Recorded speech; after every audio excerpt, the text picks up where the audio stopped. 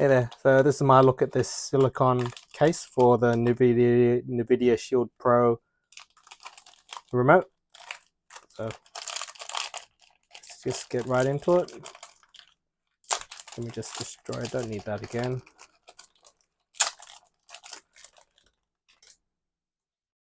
Cool, so it comes with a little lanyard hold at the bottom. Yeah, so first look, it's got a silicone material here. It's very smooth, bit slippery actually, so it's nice that it has a grippy kind of grooves here at the back. So take a look. You get the front top there that's open, because with the infrared, and then you got the bit here for the buttons. So I actually got this to replace my older one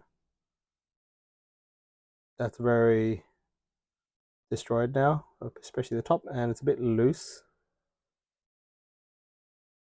So I could have gotten the similar one with the holes and stuff. That was quite nice at the top, and the back is quite, see, it feels a bit more grippier. But yeah, I wanted to try something new, so I'm assuming to put it in like that.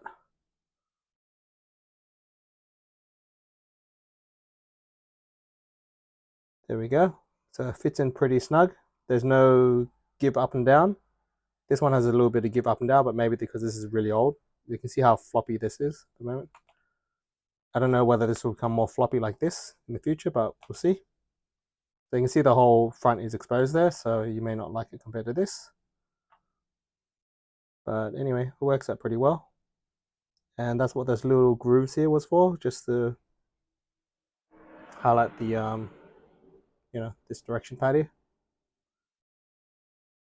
Yeah, my back broke a bit, so I had to put some tape on it to keep the battery lid on. I've had this for a long time actually. So yeah, fits pretty well. Covers all the corners, and it's actually got a little lanyard hole there at the bottom if you need. So yeah, hope this helps.